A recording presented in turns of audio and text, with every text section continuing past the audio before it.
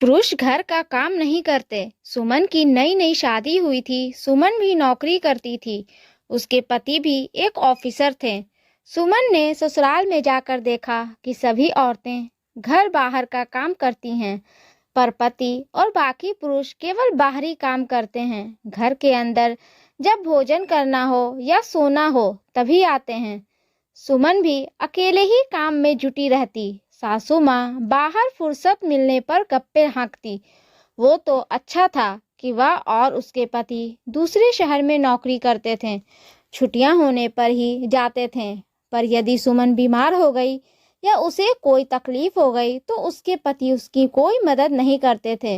वो उससे कहते, तुम दवा खा लो, जब ठीक हो जाना तो उठकर सबके लिए चाय बना देना। उसकी आंखों से आंसू बहने लगते। माँ पिता की दुलारी, 3 भाइयों में अकेली बहन बड़े ही नाजों से पली थी। मजाल है कि एक गिलास पानी भी अपने हाथ से लिया हो। यहाँ आते ही उसे चूल्हे चौके में झोंक दिया गया। कुछ दिनों बाद सुमन, उसके पति और सासू माँ तीनों शहर आ गए। सुमन सब काम निपटाकर खाना खिलाकर अपने स्कूल चली जाती। शाम को थकी हारी वापस लौटती, फिर से रसोई में जुट जाती। ना तो सास और ना ही पति देव कोई भी मदद नहीं करता। एक दिन सुमन आटा गूंद रही थी। सासू माँ ने आकर कहा, बहू, बच्ची पानी मांग रही है, दे दो। वो रसोई की दरवाजे पर खड़ी थी। सुमन ने आटा गूंदते हुए आवाज लगाई, सुनिए, बेटी को पानी दे दीजिए।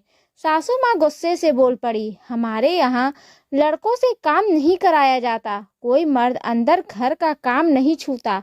तुम हमारे बेटवा से कैसे कह दी पानी देने को? और हाँ, उसका नाम जो तुम पटर पटर करके लेती रहती हो, वो नाम भी आज से नहीं लेना। हमारे यहाँ बेटे का नाम हम नहीं लेते, तो तुम कैसे लेती हो? सुमन ने परेशान होकर कहा, अम्मा जी, मैं कहाँ नाम लेती हूँ। अब यदि किसी का नाम राज से शुरू होता है तो लेना ही पड़ेगा। नहीं, हरगिज नहीं। उसे उसके गांव या और किसी नाम से बुलाओ। हमारे यहाँ पति और बड़े बेटे का नाम नहीं लेते, ना ही कोई काम करने को कहते। सुमन ने अपने आटा सन से सने हुए हाथ को धोया और पानी पकड़ाया।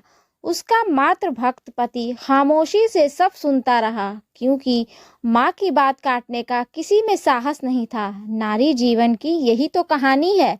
मन में सोचते हुए सुमन अपने मायके के ख्यालों में गुम हो गई।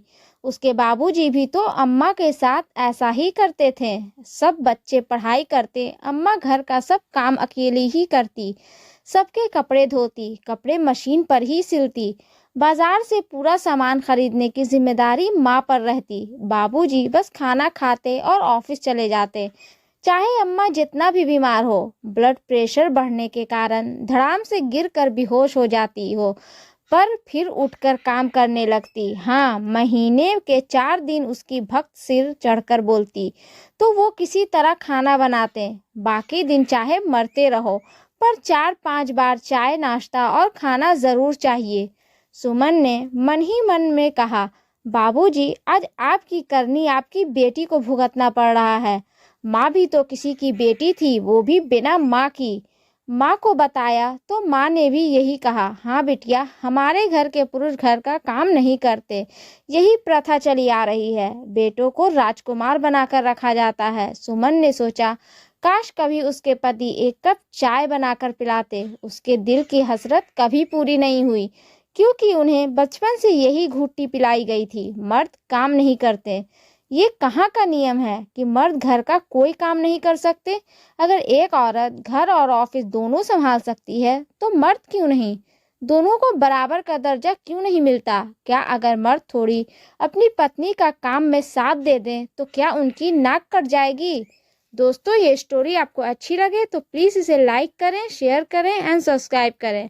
और इस स्टोरी के बारे में आपकी क्या राय है हमें कमेंट बॉक्स में ज़रूर बताएं। और हाँ, बेल आइकन को प्रेस करना ना भूलें, क्योंकि ऐसे ही आने वाली स्टोरी आप तक सबसे पहले पहुंचती रहेगी। धन्यवाद।